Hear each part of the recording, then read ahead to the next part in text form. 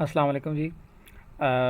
हम आज chapter number 2 जो है उस बुक का जो है वो रिव्यू करेंगे और इसके अंदर हम देखेंगे कि क्या क्या सिनेरियोज़ हैं और क्या चीज़ें हैं जिसको AVR microcontroller embedded system using assembly and C के अंदर डिस्कस किया जा रहा है।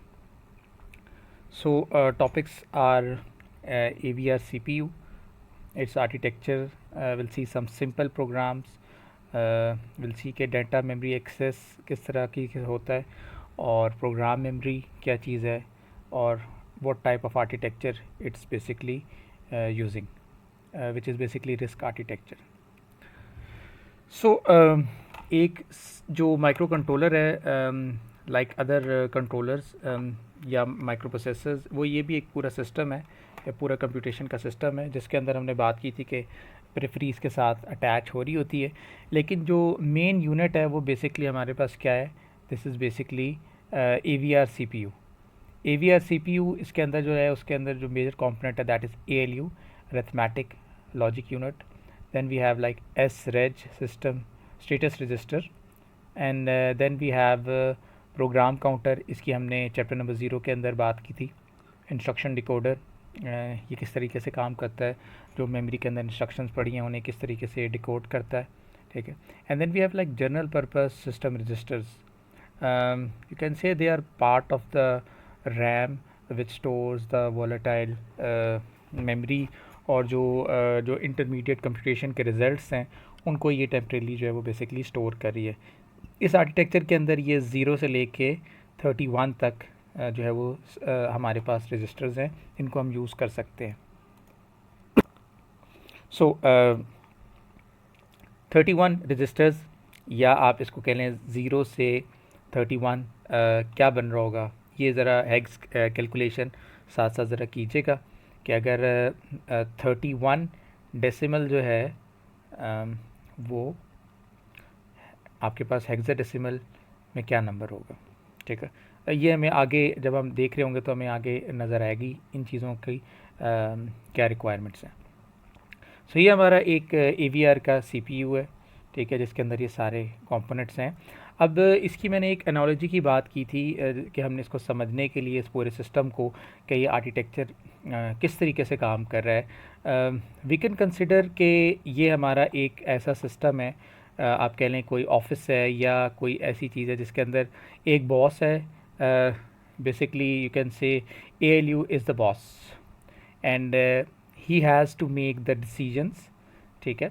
और जो डिसीजंस हैं वो कम्युनिकेट करने के उसके पास मुख्तलिफ़ तरीके हैं, और status register is one of those ways, जिसके अंदर वो जो भी आपके पास रिज़ल्ट होगा उसको मार्क कर देगा विद दीज फ्लैग रजिस्टर्स, ठीक है। फ्लैग लाइक इनको हम आगे देखेंगे, carry, C for carry, Z for zero, N for negative, V for overflow, इस तरीके से हमारे पास इंटरप्ट, ये इनको हम अगली आने वाली स्लाइड्स में देखेंगे।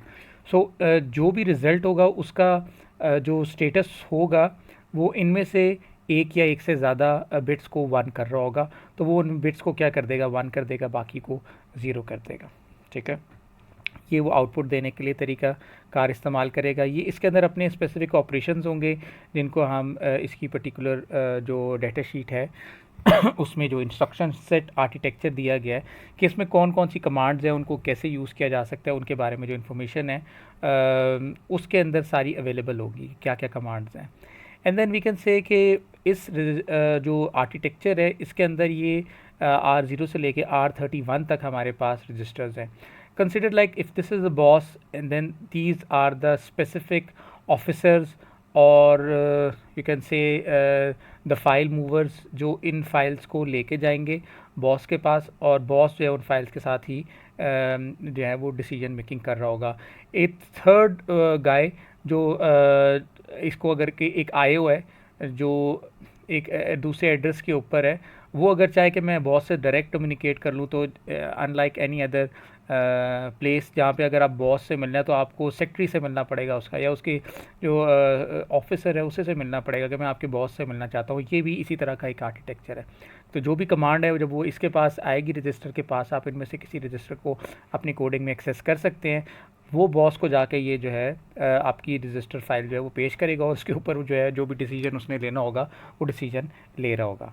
ठीक है, तो ये एक एनालॉजी है, वी कैन सी कि हम इस एनालॉजी को किस तरीके से इस्तेमाल कर सकते हैं। इस आर्किटेक्चर के अंदर कुछ सिंपल कमांड्स हैं जिनको हम जो है डिस्कस कर रहे होंगे। These are like LDI। LDI stands for load immediate command, और इसका जो हमारे पास आ रहा है LDI आप इस तरीके से लिख सकते हैं इसके अंदर। और LDI को जब लिखेंगे आप तो यहाँ पे हमारे पास ये कमांड जो है वो इन्वोक हो जाएगी। ठीक है, and RD is basically use के हम जो भी इस्तेमाल करना चाह रहे हैं register. D is a variable resistor, इसमें आप 0 से लेके 31 तक कोई भी वैल्यू दे सकते हैं। And K is going to be the value जो आप इसके अंदर डालना चाह रहे हैं। ठीक है, जो भी वैल्यू होगी डायरेक्टली आप जब ये कमांड लिखेंगे तो वो उस कॉरस्पॉन्डिंग रजिस्टर के अंदर जाके स्टोर हो जाएगी। लोड इमीडिएट वैल्यू LDI, जो भी आप वैल्यू दे रहे हैं, फर्स्ट की आपने 53 वैल्यू दी है तो 53 वैल्यू जो है वो जाके किस में स्टोर हो जाएगी, R16 में स्टोर हो जाएगी। अगर हमने इसके अंदर कोई साथ इसकी बेस नहीं लिखी तो this number will be consider as a decimal number. और ये जो हमारे पास जो दो नंबर है जिसमें डॉलर साइन यूज़ करें या आप 0x यूज़ करें, this is basically shown for hexadecimal numbers. और अगर आप बाइनरी डायरेक्ट लिखना चाह रहे हैं तो you can say 0B and then write the 8-बिट नंबर। अब क्योंकि ये 8-बिट आर्किटेक्चर है, इसमें एक रजिस्टर जो है उसमें अगर आप कहें कि जी मैं नहीं मैं 12-बिट डाल देता हूँ, ठीक है, या मैं 16-बिट, तो आप नहीं डाल सकते। इनिशियली इसके अंदर यही बिट स्टोर हो सकती है, असेंबली के अंदर आप इसी तरीके से इसको इस्तेमाल कर रहे होंगे। ठीक है, सो जो भी हमारे पास नंबर है वो हमारे पास नंबर इसी हिसाब से इसके अंदर स्टोर हो जाएगा। ठीक है, तो there are some instructions for adding arithmetic and logic operations, such as we have different commands like add, sub, mul, multiplication, addition. These commands can be used, and like RD is equal to RD plus RS। ये command जब आप लिख रहे हैं तो eventually ये क्या काम कर रही है कि RD is equal to RD plus RS, इन दोनों का जो भी यहाँ पे रजिस्टर्स होंगे उनका डाटा कंप्यूट करेगी और फिर आपके डेस्टिनेशन रजिस्टर्स को ही ओवरराइट कर देगी। अगर आपको इसके रिज़ल्ट कोई जो RD का कंटेंट होगा वो ओवरराइट हो जाएगा। अगर आपने इसे बचाना है तो आप कोई और कमांड यूज़ करके उसको किसी और जगह पे सेव करवा सकते हैं। ठीक है, like add R25 and R9, so these are the registers. इसका ये मतलब नहीं है कि R25 प्लस R9 जो भी रिज़ल्ट है R34 वो हमारा R25 में स्टोर हो जाएगा, ऐसा हरगिज़ नहीं है। These are just locations. अब इन लोकेशंस के अंदर क्या पड़ा हुआ है, दिस डिपेंड्स कि आपने इनके अंदर LDI के थ्रू क्या रखवाया है। ठीक है, वो कमांड जो आपने इनके अंदर रखवाए हैं, जो डाटा आपने इस इन कंटेनर्स के अंदर रखवाया है, वो बेसिकली क्या है चला जाएगा और वो स्टोर आपके पास हो जाएगा। So let's say we write a simple program LDI R16 और इसमें हम वैल्यू क्या डाल रहे हैं, 19 वैल्यू डाल रहे हैं। ठीक है, और इस तरह हम LDI R20 करते हैं और उसमें हम 95 वैल्यू डाल रहे हैं। तो जब हम इसके कंटेंट को राइट करेंगे तो it's going to be R16 is equal to R16 plus R20। अब इसका कंटेंट क्या है, वो 19 प्लस 95 ये कंटेंट इसका होगा। तो इसका जो रिज़ल्ट होगा वो हमारे पास जाके R16 के अंदर स्टोर हो जाएगा। अगर हम एक बड़ा नंबर स्टोर करना चाह रहे हैं या हम एक ऐसी कैलकुलेशन करना चाह रहे हैं, बड़ा नंबर तो नहीं, आप कहें कि आप मल्टीपल एडिशन कमांड यूज़ करना चाह रहे हैं, तो फर्स्ट के 19 प्लस 95 प्लस 5 का ऑपरेशन है, तो आप को इस आर्किटेक्चर को यूज़ करने के लिए ये सारे डाटा को मूव करवाना पड़ेगा कॉरस्पॉन्डिंग रजिस्टर्स के अंदर, and then you will particularly do this thing कि आपने पहला नंबर जो है 19 वो स्टोर करवा लिया है R16 के अंदर। ठीक है, फिर आपने 95 जो है वो R20 के अंदर स्टोर करवा लिया, और आपने जो तीसरा नंबर है वो R21 के अंदर स्टोर करवा लिया। अब लेकिन जो कंप्यूटेशन है वो किसी भी वक्त सिर्फ दो ऑपरेंड्स के अंदर हो सकती है, और लेट्स से पहले मैं R16 और R20 को लिख देता हूँ, तो it's going to be R16 is equal to R16 plus R20, और फिर जो इसका रिज़ल्ट होगा मैं उसको R21 के साथ ऐड करवा लूँगा। मैं इंटरचेंज कर सकता हूँ, जो पहले मैं चाहूँ कि नहीं जी मैं R21 को यूज़ कर लूँ, तो आई कैन डू दैट, जब तक कोई डिपेंडेंसी नहीं है, दैट कैन बी पॉसिबल। सो मैं ये भी कर सकता हूँ कि पहले मैं दो अपनी जो एडिशंस हैं उनको कंप्लीट करवा लूँ, और उसके बाद मैं तीसरे ऑपरेंड को लोड करवाऊँ और अपनी कंप्यूटेशन जो रिज़ल्ट है उसको पूरा करवा लूँ। इसमें जो क्वेश्चन एक किया था कि ये हम तीन को क्यों नहीं साइमल्टेनियसली कर सकते, इसमें इसका जवाब यही है कि ये जो हमारा आर्किटेक्चर है ये इस तरीके से बना हुआ है कि जो अरिथमेटिक लॉजिक यूनिट जो आपके पास CPU है उसमें दो ही इनपुट्स जो हैं वो पॉसिबल हैं। सो इसके अंदर हमने ये जनरल पर्पस रजिस्टर ALU दिखाया था। तो जो भी आपके रजिस्टर्स बेसिकली आ रहे हैं, जब वो आएंगे तो वो बेसिकली एक अरिथमेटिक लॉजिक यूनिट के साथ कनेक्टेड है, और वो दो साइड से बेसिकली इनपुट्स ले रहा है। तो इसमें एक वक्त में A is equal to A plus B दो ही ऑपरेंड आ सकते हैं। ये ऐसा ALU नहीं है जिसमें आप मल्टीपल जो है वो एडिशन जो है वो पैरेलल में कर सकें। तो इसको आपको सिक्वेंशली 1 बाय 1 इन एडिशंस को करना पड़ेगा।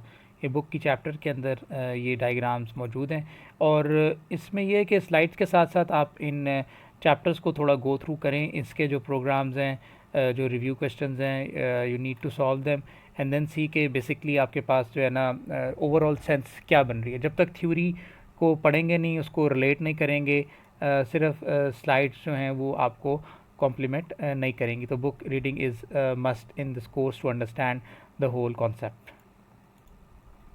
सो इसी तरीके से हमारे पास सब की कमांड है, और सब की कमांड में भी यही होगा कि जो दो ऑपरेंड्स होंगे वो आपस में रिज़ल्ट को सब्ट्रैक्शन के बाद जो फाइनल रिज़ल्ट होगा वो RD के अंदर आपका स्टोर हो जाएगा। ठीक है, इस तरह हमारे पास इंक्रीमेंट की कमांड है, इंक्रीमेंट R25। जब आप ये कमांड लिखेंगे तो बेसिकली आपके पास जो R25 होगा उसके अंदर एक का ऑटो इंक्रीमेंट हो जाएगा। डिक्रीमेंट यूज़ करेंगे तो ऑटो डिक्रीमेंट बाय 1 जो है वो आपके पास हो जाएगा। ठीक है, तो ये हमारे पास बिल्ट इन कमांड्स हैं जिनके थ्रू आप जो फिक्स ऑपरेशंस हैं या जो मोस्ट कॉमन ऑपरेशंस हैं उनको इस्तेमाल कर सकते हैं।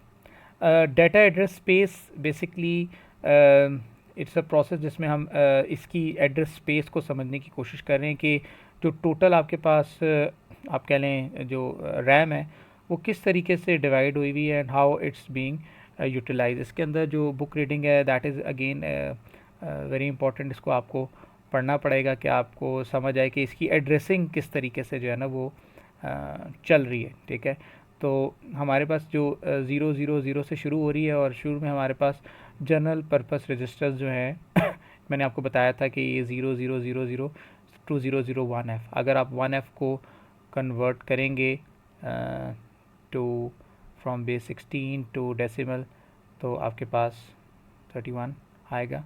तो ये 0 से 31 रजिस्टर्स हैं आपके पास। हर रजिस्टर जो है वो आपके पास 8 बिट का रजिस्टर है, और इसी तरीके से आपके पास 0020 अगर आप इस एड्रेस से इस्तेमाल करना शुरू करेंगे तो ये फिर आपके पास स्टैंडर्ड IO के रजिस्टर्स हैं that will be used like special function registers. ठीक है, and then we have extended IO memories, internal SRAMs, external SRAMs। ये जो एड्रेसिंग है ये दिस इज़ वेरी इंपॉर्टेंट। जब आप असेंबली लैंग्वेज करें you can use these addressing directly, और यू कैन यूज़ दैम कि आप इनको कोई नाम दे दें, कोई हैश डिफाइंड कांस्टेंट टाइम का नाम दे दें and then use that particular name. जिस तरह हम 0000 जो एड्रेस है इसको we can refer it at R0। ठीक है, तो जब हम कोडिंग करें तो हम उसमें रादर देन हम इस एड्रेस को याद रखें, हम क्या कर रहे हैं उसका रजिस्टर को याद रख रहे हैं। ठीक है, जिस तरह अक्सर आप लोगों के साथ रोल नंबर्स भी एसोसिएटेड हैं और आपके नाम भी हैं, तो it's often easy to recognize you by your name rather than your roll number. ठीक है, तो ये एक ऑल्टरनेटिव एनोलॉजी है जिसको आप समझ सकते हैं, और ये हमारा पूरे का पूरा जो आर्किटेक्चर है जो हमने कहा था ये उसको रिप्रेजेंट कर रहा है। So it's basically all IOs are connected with the data bus, address bus and control bus। ठीक है, एड्रेस बस से यू सेलेक्ट कि आपने किसको डाटा भेजना है या किससे डाटा लेना है, और आपके पास जो कंट्रोल बस है इस ये पूरे सिस्टम का जो कंट्रोल है, activation, deactivation, read write operation के सारे सिग्नल इसके थ्रू जा रहे होंगे एंड डेटाबेस के ऊपर आपका जो है वो बेसिकली डाटा जा रहा होगा. So if you want to store direct to data space you can use this command STS. ठीक है, store direct to data space पे आप एड्रेस दे देंगे और then you can use the RD जो आपके पास स्पेसिफिक रजिस्टर से जहाँ से आप डाटा स्टोर करवाना चाह रहे हैं. ठीक है, सो इन दिस केस जो कंटेंट है R15 का, I am trying to store that out 0x60 location. ठीक है, 0x60 लोकेशन में भी यहाँ पे कहीं बन रही होगी. ठीक है, 60, बल्कि ये वाली जो आपकी मेमोरी है ये बन रही है. सो आई वांट टू स्टोर कि हमारे पास जो इधर कोई डाटा पड़ा हुआ है R15 का, ठीक है, वो मेरे पास जाके स्टोर हो जाए इधर इस लोकेशन पे. तो I can use this type of a command to do that. LDS, अब LDS भी एक इसी तरह की कमांड है, load direct from data space. अब आपके पास कोई एड्रेस मौजूद है तो यू कैन से कि आपके पास जो भी एड्रेस था आपने लिख दिया, तो जो उसका कंटेंट होगा from that address to that particular register वो जाके स्टोर हो जाएगा. ठीक है, तो अगर मैं फ़र्ज़ किया LDS R1 0x60 कर रहा हूँ तो यहाँ पे जो डाटा स्टोर्ड है वो बेसिकली जाके इधर जो मेरे पास R1 होगा एड्रेस, लेट्स से मैं कहता हूँ इधर 0001 एड्रेस है तो उसके ऊपर मैंने उसको R1 का नाम दे दिया हुआ है for the sake of argument. तो ये डाटा जो है वो इस कमांड के थ्रू जाके यहाँ पे लगेगा. तो आप जो डाटा एड्रेस स्पेस है उस पर एड्रेसिंग के थ्रू कमांड डाल के भी डाटा को पिक कर सकते हैं और उसको आगे मूव करवा सकते हैं. सो ये कुछ जो मोस्ट कॉमनली यूज्ड हैं आपके पास एड्रेस स्पेसेस, उनके मेमोरी एड्रेसेस, और ये फिर उनके नाम हैं. You can use these names as well which will be connected with the address. यानी अगर आप पिन C लिख रहे हैं या पोर्ट B लिख रहे हैं तो ये नाम जो है वो बेसिकली इसके साथ मैप्ड है. ठीक है ना, तो you do not need to remember कि यार ये 0x05 जो है ये है इसका आपके पास एड्रेस जो है वो बन रहा है. You can refer it with the name as well. So write a program that basically stores 55 into location 0x80. So यहाँ पे हम क्या कर रहे हैं, LDI कमांड यूज़ कर रहे हैं. और LDI कमांड जब हम यूज़ करें तो basically what is doing is कि हमारे पास 55 को लेके 55 डेसिमल को लेके ये स्टोर कर रही है इंटू R20. 55 चला जाएगा R20 में और फिर R20 जो है वो हम उसको कहते हैं कि तुम जाके 0x8 लोकेशन के ऊपर स्टोर हो जाओ. ठीक है, तो ये हम इस तरीके से बेसिकली क्या कर रहे हैं, 0x8 लोकेशन के अंदर 55 को स्टोर करवा रहे हैं. ठीक है, अब यहाँ पे आप क्वेश्चन करें जी मैं डायरेक्टली इस लोकेशन के ऊपर जो है वो 55 क्यों नहीं स्टोर करवा रहा, why am using this thing. Then हमने पहले भी बात की थी कि ये जो आर्किटेक्चर है इसके अंदर registers will have to be used for such purposes and this is basically a load store architecture. इसके अंदर आपको हेल्प लेनी पड़ेगी इन रजिस्टर्स की to perform the work.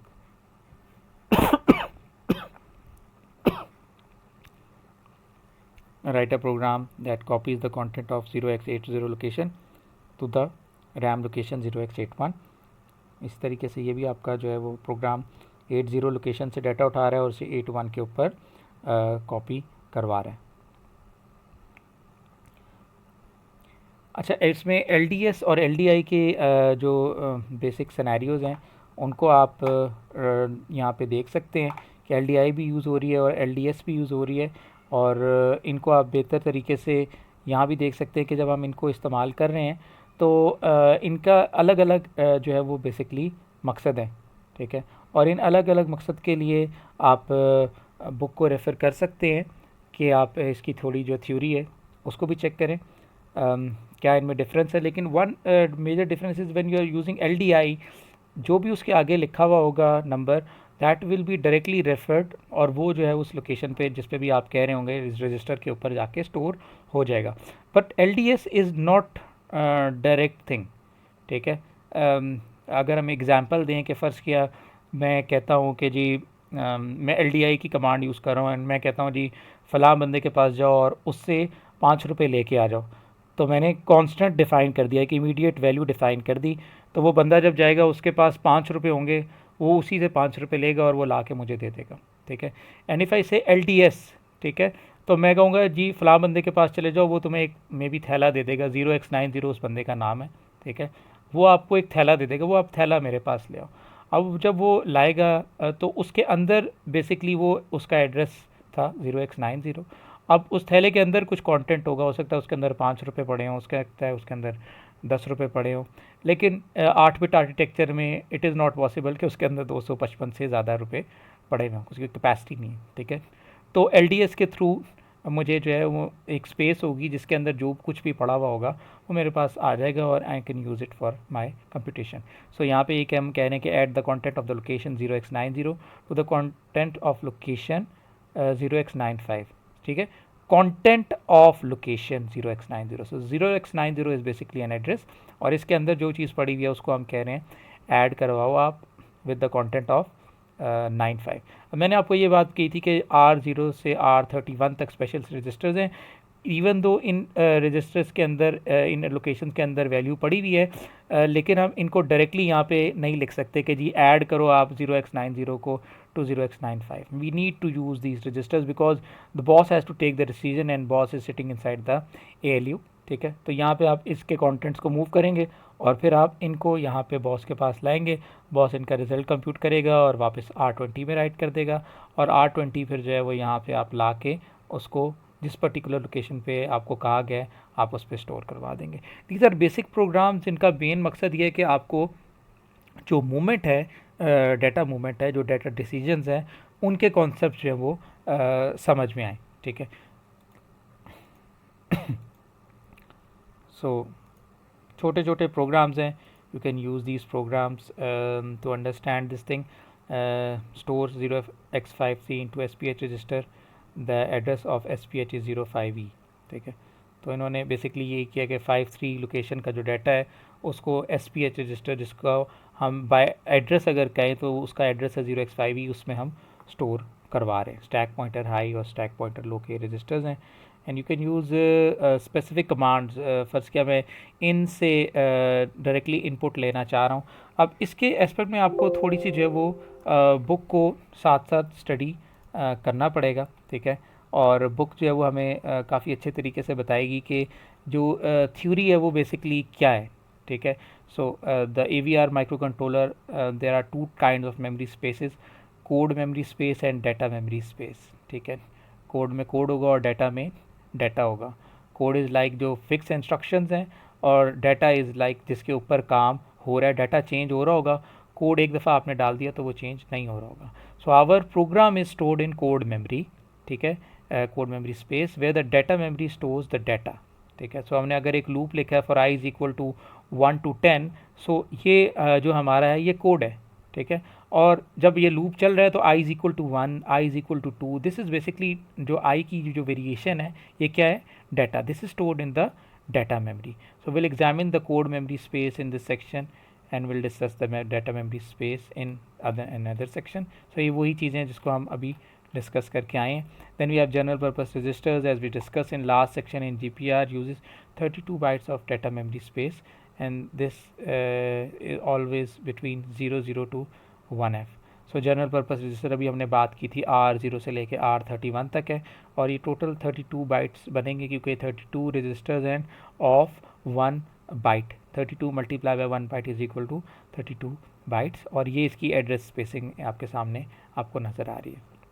So the IO memory is dedicated to specific functions such as status register, serial communication, IO ports, ADC, and so on.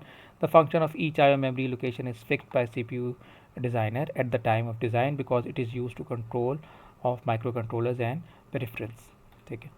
सो ये हमारे पास let's say अगर IO की जो भी स्पेसिफिक IO रजिस्टर्स हैं तो हम उनको एक स्पेसिफिक एड्रेस के थ्रू इस्तेमाल कर सकते हैं, ठीक है।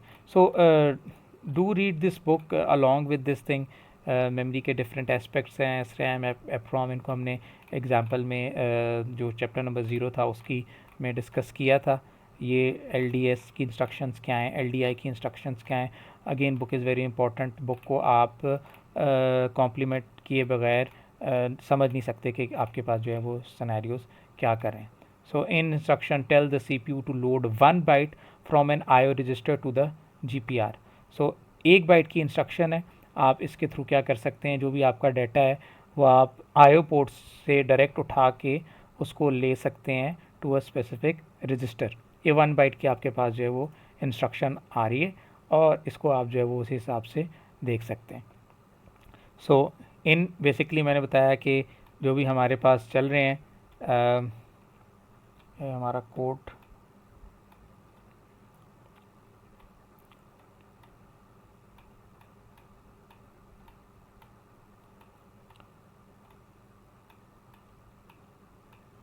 Different programs that we have already seen. So in basically क्या काम कर रही है, आपके किसी भी पर्टिकुलर एड्रेस जो है उसका डाटा उठा के जिस रजिस्टर में आप डालना चाह रहे हैं आप डाल लें।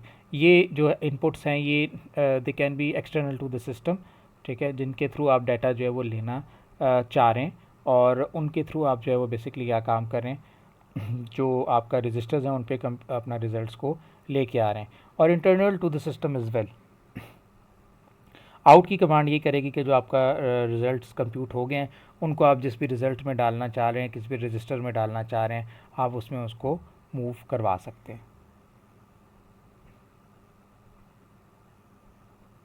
So you can use these things and specify कि हमने कौन सा डाटा जो है वो कहाँ पे मूव करवाना है।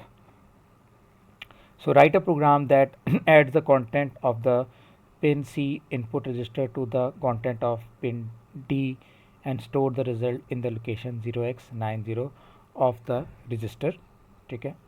अब इसके अंदर बेसिकली यू कैन से कि आपके पास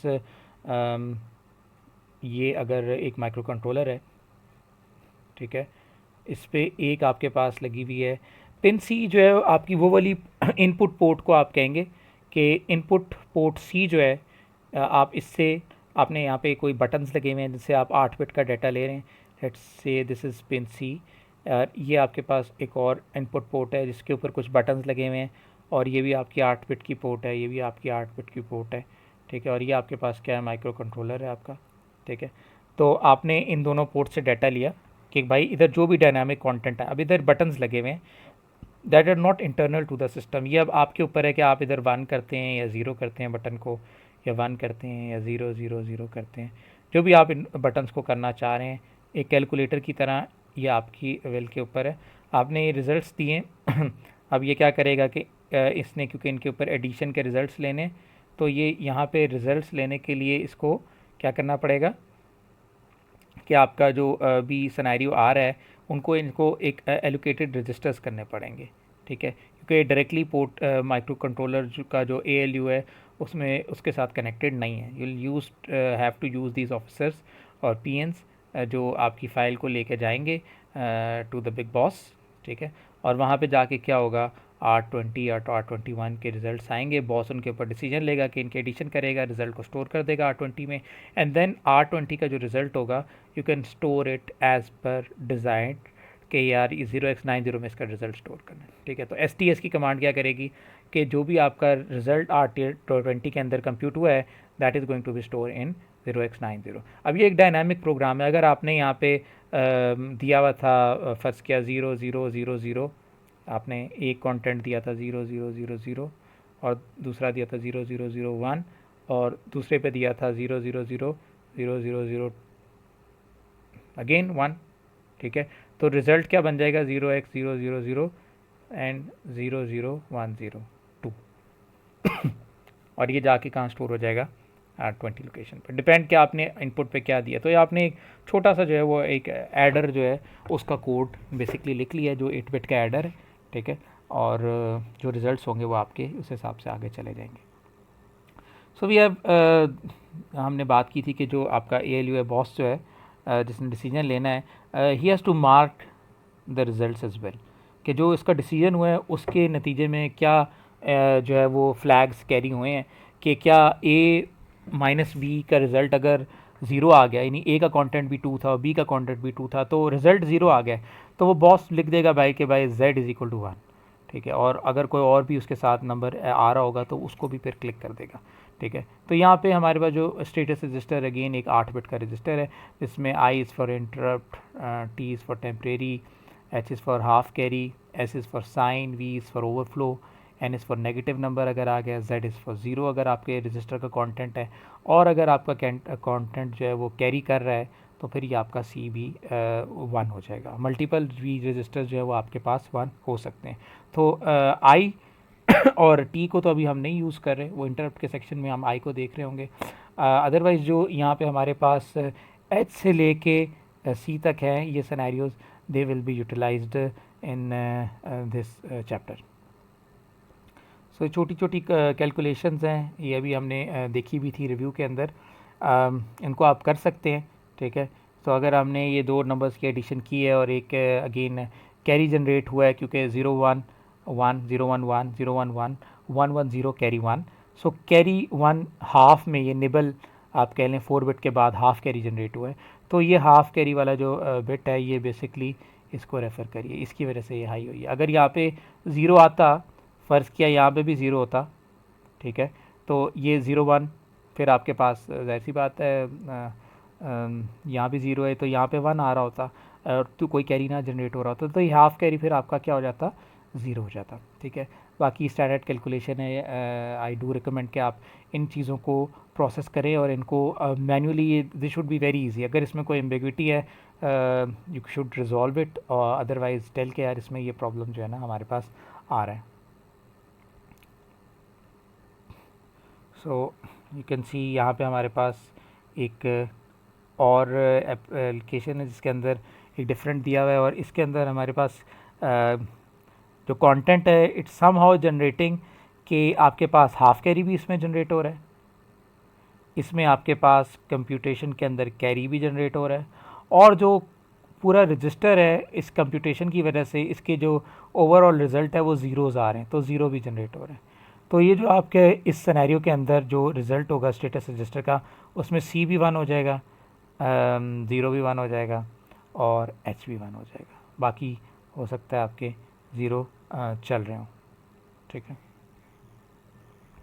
सो अगर ये सारे 1 1 1 1 1 1 1 आ रहे थे तो ओवरफ्लो भी 1 हो जाता, but that's not the case here.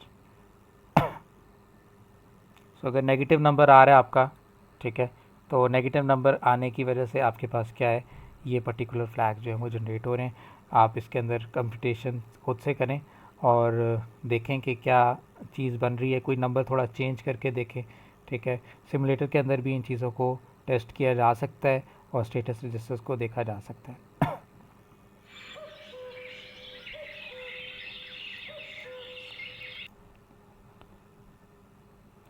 सो यहाँ पे हम लोग जो है वो बेसिकली नेगेटिव को नंबर्स के बारे में देख रहे थे। सो इस पर्टिकुलर कंप्यूटेशन के अंदर आपके पास कैरी का फ्लैग भी 1 आ रहा है और ज़ीरो का फ्लैग 0 एंड H का flag 1।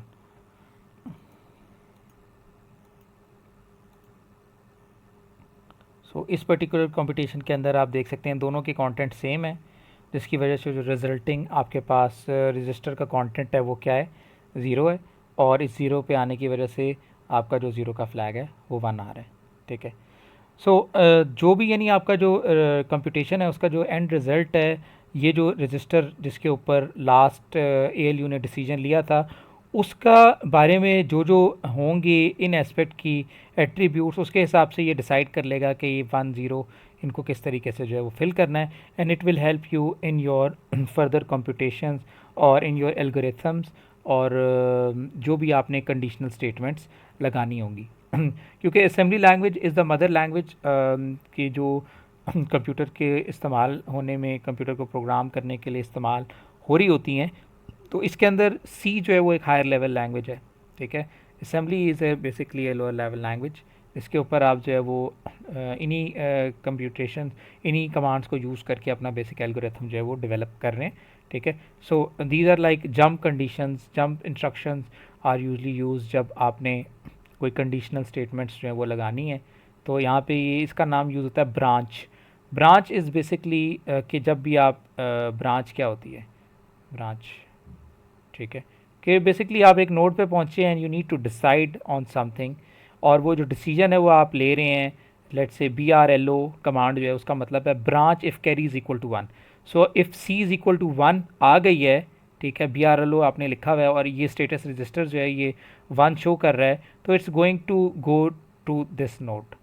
If c is equal to 0 तो it's going to go on this node, maybe it's going to turn off this LED, और यहाँ पे हो सकता है इस LED को ये ऑन कर रहा है, ठीक है। सो इस तरह के जो डिसीजंस हैं वो आप इस तरह की कमांड्स के ऊपर लेते हैं जिनको आप ब्रांचेस कहते हैं। These are similar to like आप इफ़ कंडीशंस कह लें, ठीक है, और ये डिसाइड कर रही हैं इन फ्लैग्स के ऊपर जो यहाँ पे स्टेटस रजिस्टर कैरी कर रहा है, BRLO, BRSH, BREQ, कि अगर let's say branch if equal to z is equal to 1 है तो BREQ है, BRNE है तो आपके पास z इज़ इक्वल टू 0 है, ठीक है। तो आप कोई लूप चला रहे हैं तो आपने लेट्स से लूप का जो कंटेंट है वो आपने रखा हुआ है, लेट्स से लूप का कंटेंट 5 है और आपने इसको DEC लगाई हुई है मे बी R1 के ऊपर, ठीक है, और इसके बाद आप BREQ देख रहे हैं, आप चेक करें कि क्या ये जो कंटेंट था 5, जब DEC R1 लगाया तो ये 5 का 4 हो गया, ठीक है, फिर ये 3 हो गया, फिर ये 2 हो गया, फिर ये 1 हो गया, फिर ये 0 हो गया। जैसे ही 0 होगा ये तो आपके पास बेसिकली क्या है, z इज़ इक्वल टू 0 वाली जो चीज़ है वो फॉल्स हो जाएगी, ठीक है। तो आप उस हिसाब से अपना डिसीजन ले सकते हैं कि यार अब मैंने क्या करना है, मेरा लूप कंप्लीट हो गया, ठीक है, अब इसका कंटेंट 0 हो गया। तो such type of decision making can be used in this type of architecture. So ये हमारे पास कुछ सिनेरियोज़ हैं जिनको हम देखना चाह रहे हैं। Add R0 R1, so basically जो भी हमारी ये कमांड है, this is again A high level language, तो ये आपके पास C नहीं है, ये आपके पास जो लैंग्वेज है इसके अंदर ये मशीन लेवल लैंग्वेज है, ठीक है, ये असेंबली लेवल लैंग्वेज है, ठीक है। तो जो भी आप लिख रहे हैं वो बेसिकली क्या है, वो ट्रांसफॉर्म हो रहा है इनटू ए बाइनरी कोड, क्योंकि कंप्यूटर 0-1 के ऊपर चल रहे हैं, ठीक है, लेकिन आपको 0-1 नहीं नज़र आ रहे, आपको ये इंग्लिश में ये मेमोनिक्स जो हैं ये नज़र आ रही हैं जिनके ऊपर हमारा जो सारा काम है वो हो रहा है, ठीक है। तो ये आपको मेमोनिक्स नज़र आ रहे हैं, ऐड ये फिर कंटेंट है, ठीक है। इसी तरीके से LDI है। अब कंप्यूटर को इंग्लिश में नहीं पता कि LDI क्या है, इसके पीछे एक कोड होगा, हर कमांड का एक अपना जनरेटेड कोड होगा और हर इस तरह के रजिस्टर के लिए आपके पास एक स्पेसिफिक कोड चल रहा होगा। ये काम है हमारे मुख्तलिफ़ जो इसके अंदर प्रोग्राम्स हैं उनका कि वो इनको इस्तेमाल करें। आप जो भी असेंबली फ़ाइल बना रहे हैं, एक असेंबलर प्रोग्राम क्या करेगा, मुख्तलिफ़ फ़ाइल्स बनाएगा, like download to EVR EPROM के लिए एक अलग फ़ाइल बन रही है, हेक्स फ़ाइल है जो यूजली आपके माइक्रो कंट्रोलर के अंदर जा रही है, इस तरह मैप फ़ाइल है, लिस्ट फ़ाइल है, ऑब्जेक्ट फ़ाइल है। सो आपने जो असेंबली में प्रोग्राम लिखा है वो असेंबलर जो है वो कन्वर्ट करेगा into machine level language. This program is like 0-1 0-1 1-1 0-1, ये इस तरह की एक फ़ाइल होगी जिसमें सिर्फ 0-1s होंगे। इसको अगर आप नोटपैड से खोलने की कोशिश करेंगे तो वो एक तो पहले एरर देगा और उसके बाद वो दिखाएगा भी तो अजीबोगरीब आस्की सिम्बल्स आपको नज़र आ रहे होंगे, तो समझ नहीं आ रहे होंगे। कभी अगर आपने गेम की कोई फ़ाइल नोटपैड में खोलने की कोशिश की हो तो आपको एक बाइनरी फ़ाइल मिलेगी, similar file will be generated by these things and these will be encoded by ASCII if you are seeing it in a standard editor like Notepad or Word, ठीक है। लेकिन बेसिकली क्या है कि वो उस specific controller के लिए जो है वो क्या है उसकी इंस्ट्रक्शंस हैं। सो असेंबलर्स, जब आप असेंबलर डायरेक्टिव्स लिख रहे हैं या असेंबलर्स लिख रहे हैं तो उसके अंदर आप मुख्तलिफ कमांड्स को यूज़ कर सकते हैं, like you can if you don't know or if you want to name a particular memory location like 0x025 to a specific name count, तो आप ये इस तरह .eq जो है वो यूज़ कर सकते हैं, because it would be easier to remember this like count, और फिर आपने उसको LDI काउंट में जो भी पड़ा है उसको R21 में डाल दो एंड देन काउंट +3 को R22 में डाल दो। This is relatively easier as compare कि आप हर दफ़ा जब आप एक बड़ा प्रोग्राम लिख रहे होंगे तो आपको मल्टीपल एड्रेसेस याद करना मुश्किल हो जाएगा, ठीक है। And then you can use this particular .z attribute as well. इसके अंदर आपके पास जो भी एक पर्टिकुलर नाम था उसको आपने इस्तेमाल कर लिया, then count R21 count +3 R22, ठीक है, and then you store that thing. आपने इसको 0x25 से चेंज करके 0x9 भी कर दिया तो इसने लोकेशन उसकी चेंज कर दी, ठीक है।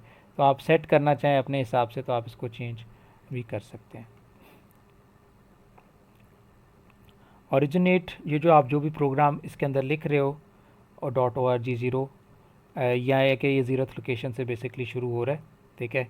And then we have our program like LDI वो क्या कर रहा है, R25 का कॉन्टेंट R16 में डाल रहा है। देन वी आर सेइंग कि आप जो है ना इसके बाद आप 0x7 लोकेशन के ऊपर चले जाओ।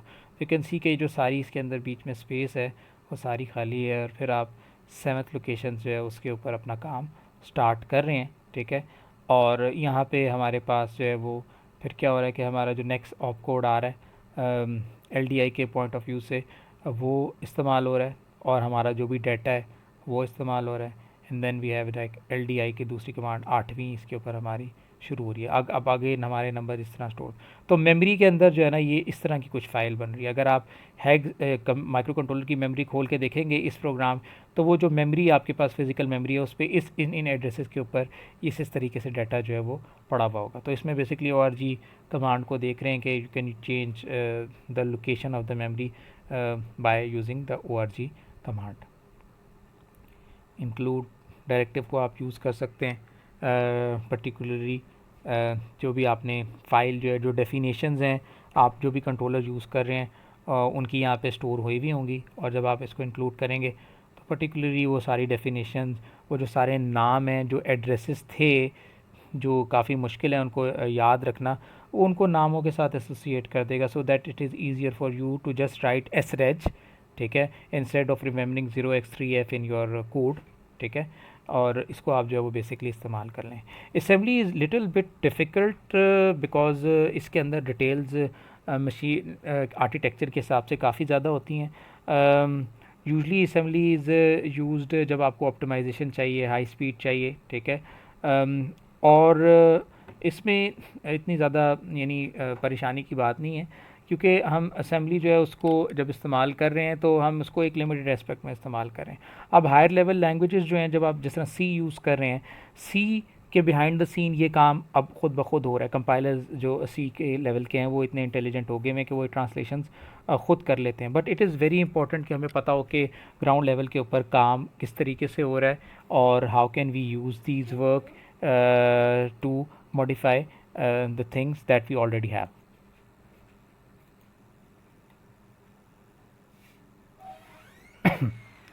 प्रोग्राम आप लिख रहे हैं तो आप LDI और इस हिसाब से आप इस पर 10 लोकेशन डाल रहे हैं, और फिर इसका कंटेंट आप स्टैक पॉइंटर लो के अंदर डाल रहे हैं।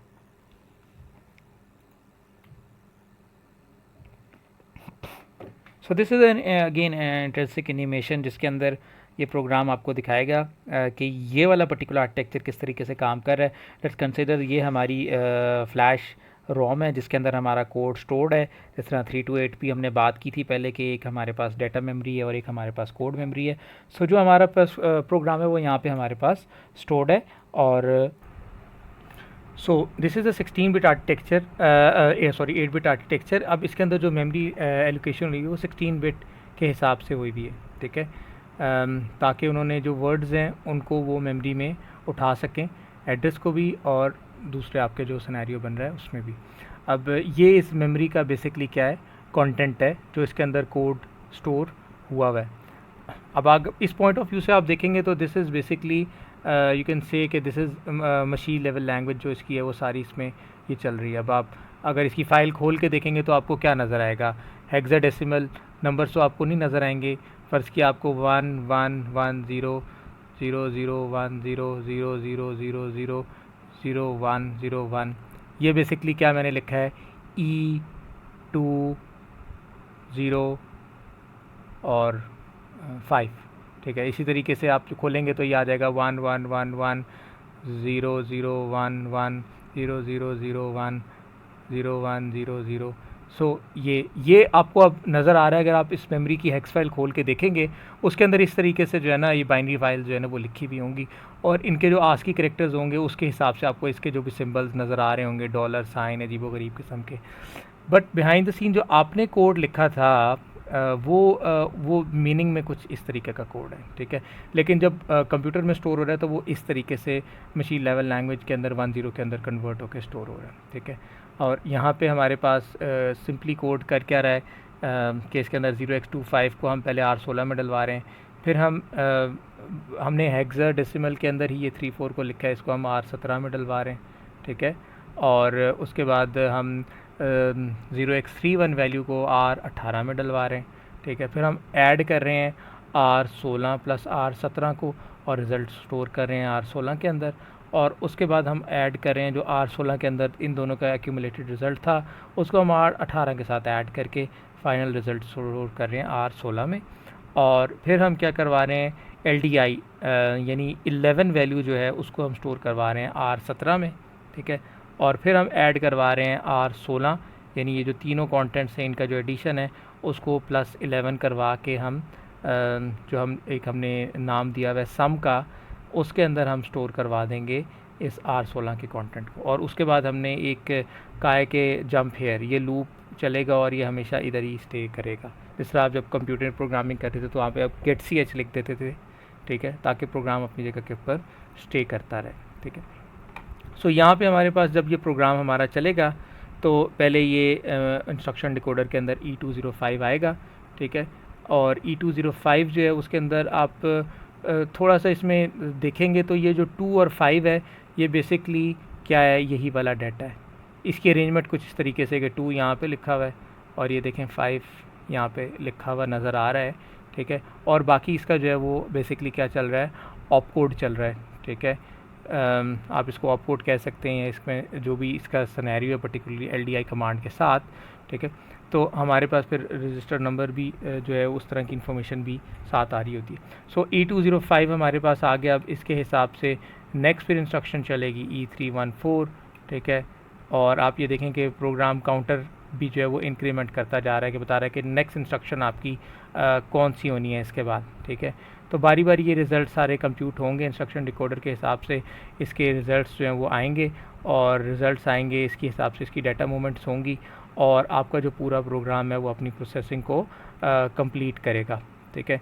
तो इस तरीके से आपका जो रिज़ल्ट्स है वो सीक्वेंशियल ऑर्डर के अंदर चल रहे हैं, यानी पहले एक कमांड चलेगी, फिर दूसरी चलेगी, फिर तीसरी चलेगी। दैट्स वाई जो माइक्रो कंट्रोलर्स हैं, जो प्रोसेसर्स हैं, whether they are desktop machine, they are basically working in sequential orders.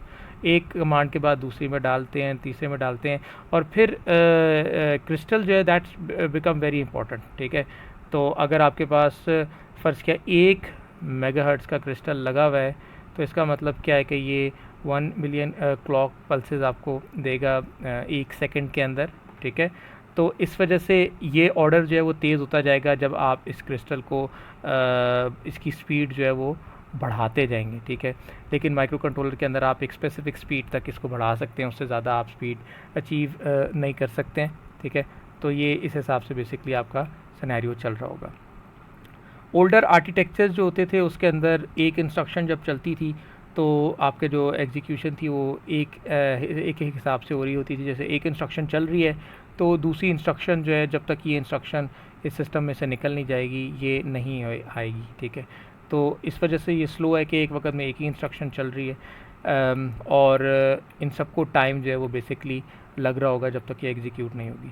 नई जो आर्किटेक्चर्स हैं उनके अंदर पाइपलाइनिंग का कॉन्सेप्ट दिया गया है कि जब एक इंस्ट्रक्शन एक स्पेसिफिक एस्पेक्ट में इस्तेमाल हो रही है तो दूसरी जो है वो भी साथ इसके इस्तेमाल हो सके, ठीक है। इस कॉन्सेप्ट को आप पाइपलाइनिंग कह रहे हैं और इससे क्या है कि आपकी ज़ाहिर सी बात है जो स्पीड है वो इम्प्रूव हो जाएगी, ठीक है। तो ये हमारे पास इसके आर्किटेक्चर से रेलेवेंट कुछ चीज़ें।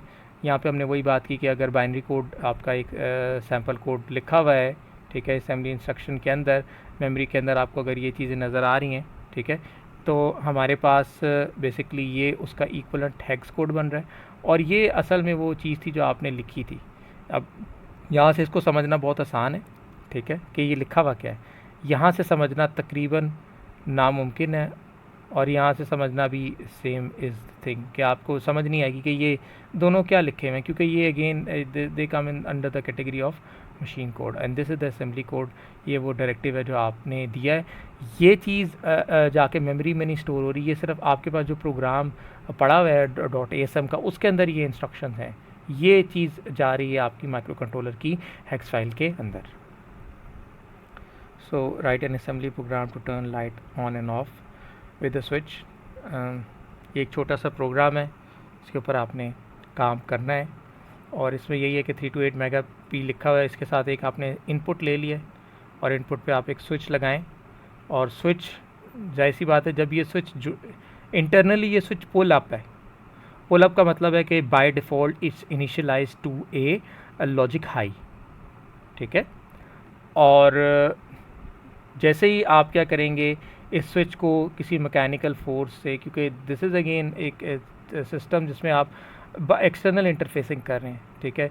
इस स्विच को जैसे ही जोड़ेंगे, आप एक प्रेशर लगाएंगे, whether it's a push switch और it's may be a slide switch, तो ये क्या है, ये जुड़ेगा। तो क्या होगा, आपका जो यहाँ पे वोल्टेज था जो पहले 1 आ रहा था, अब वो वोल्टेज यहाँ से ग्राउंड हो रहा होगा, तो यहाँ पे क्या आ जाएगा, 1 की बजाय एल आ जाएगा, 0 आ जाएगा, ठीक है।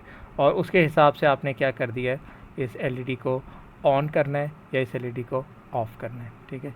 सिंपल सा प्रोग्राम है, you can see the program कि वो किस तरीके से चल रहा है, ठीक है।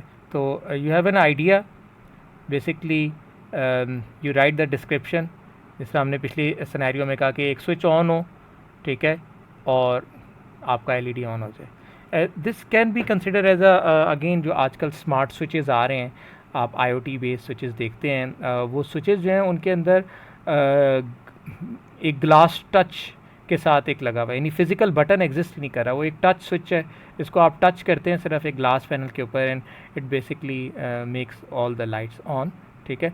बिहाइंड द सीन उसके इसी तरह की एक आप कह लें फ्लो चार्ट है कि आप एक सिस्टम है जो जब टच करेंगे आप, तो वो वहाँ पे बेसिकली क्या है, वो इस स्विच को ऑन करवा देगा। So you have an idea, आप उसका राइट सोल्यूशन करेंगे कि जी आपके पास आइडिया उसका हल क्या है, ठीक है। Then you will make a flow chart, ठीक है।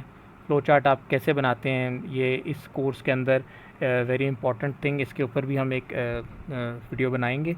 और flow charts are very important mind mapping tool, जिसके अंदर irrespective of programming language you tell कि हमारे पास जो सिनेरियो बन रहा है वो क्या है, किस तरीके से हम जो है एक कोड को चला रहे हैं, ठीक है, और उसमें क्या क्या सिनेरियोज़ हैं। और अब जब हायर लेवल के ऊपर बात करते हैं तो इट बिकम्स वेरी इजी, ठीक है।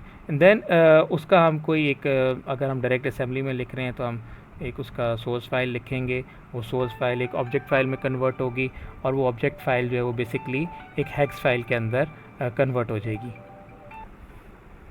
सो हम लोग इसको बेसिकली जो है वो देखेंगे और ऑब्जेक्ट फाइल बन जाएगी। And this is basically finally जो हमारे पास हेक्स फाइल बन रही है, ठीक है, this is the binary file, ये आप कह लें ये आपकी हेक्स फाइल, ये आपकी जो है जो आपकी माइक्रो कंट्रोलर की चिप होगी उसके अंदर जाके डाउनलोड हो जाएगी, ठीक है।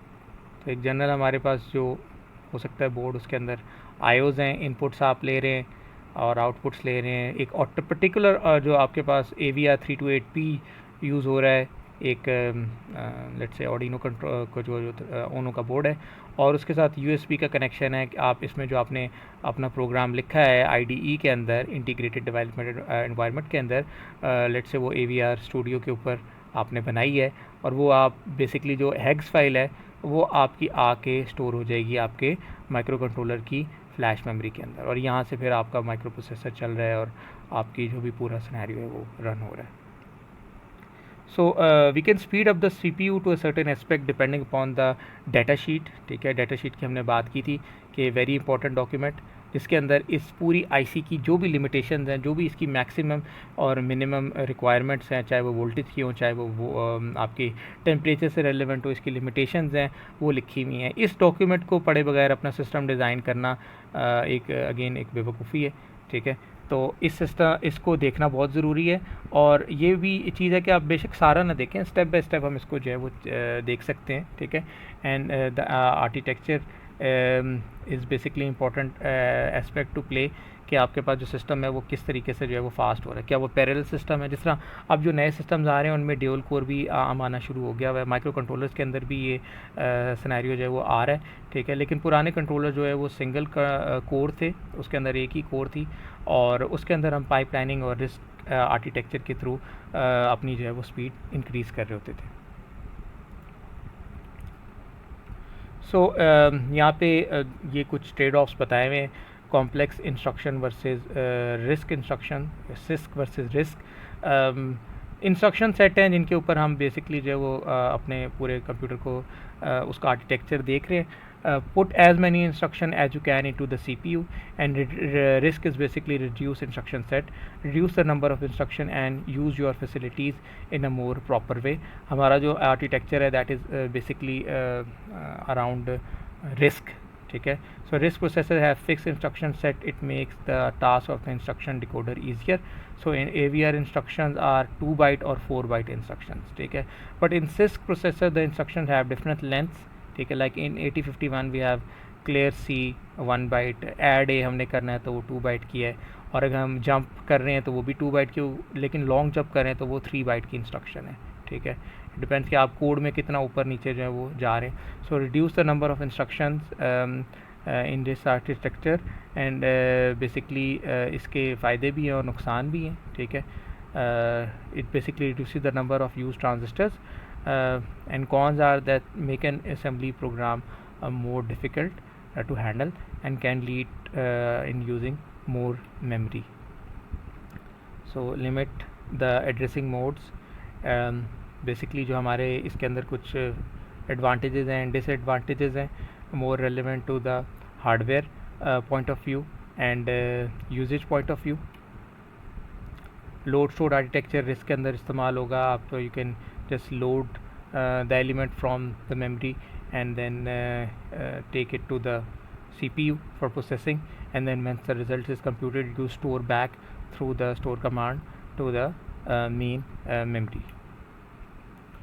So we use basically Harvard architecture, like we have separate code memory and we have separate data memory जिसको हम इस्तेमाल कर सकते हैं. Advantages opcodes and operand go in and out of the CPU together, and disadvantages it leads to more cost in general purpose computers. So छोटा सा हमारा अगर एक प्रोग्राम है तो उसमें बेसिकली क्या हो रहा है, हम 0x10 लोकेशन से कोई चीज़ उठा रहे हैं और उसको हम 20th लोकेशन की जो चीज़ है उसको हम इसमें डाल रहे हैं, and then we are adding the both components and storing the result in R20 backward. और हमारा यहाँ पे क्या है, पाइपलाइनिंग यूज़ हो रही है. So more than 95% of instructions are executed in one machine cycle. Risk का ये फ़ायदा है कि 95% इंस्ट्रक्शन एक मशीन साइकिल में एग्जीक्यूट हो रही हैं, और बाकी कुछ हैं जो 2 मशीन साइकिल्स के अंदर भी एग्जीक्यूट हो रही हैं. RISC processors have at least 32 registers, decrease the need of stack and memory usage. In AVR there are 32 general purpose registers from R0 to R31. ये कुछ इंस्ट्रक्शन सेट्स हैं इसके अंदर जो यूज़ हो रहे हैं, यानी ये वो कमांड्स हैं जो आप इनके अंदर इस्तेमाल कर सकते हैं, और इन सब कमांड्स के पीछे कोई ना कोई ऑपरेशंस होंगे जिनको आप डायरेक्टली जो है वो इस्तेमाल कर सकते हैं. इसमें इनकी क्लॉक्स भी लिखी हुई हैं, यू कैन सी कि ये 1 क्लॉक में होंगे या ये 2 क्लॉक में होंगे. ठीक है, और इनके जो सारे ऑपरेशंस हैं वो इसके अंदर इन्होंने दिए हुए हैं. ठीक है, ये हम असेंबली लैंग्वेज के कुछ और प्रोग्राम देखेंगे तो that will be utilize. So this was again our session. लंबा काफ़ी हो गया, इसको थोड़ा सा देख लीजिएगा, साथ इसके कुछ थ्योरी को गो थ्रू कर लीजिएगा. ठीक है, और जो आपके क्वेश्चंस हों you can again then ask, जो हमारा Q&A सेशन होता है, और उसके अंदर हम इनको मोर डिटेल के साथ डिस्कस कर लेंगे. Thank you very much. इंशाल्लाह फिर मिलते हैं नेक्स्ट लेक्चर में. अल्लाह हाफ़िज़.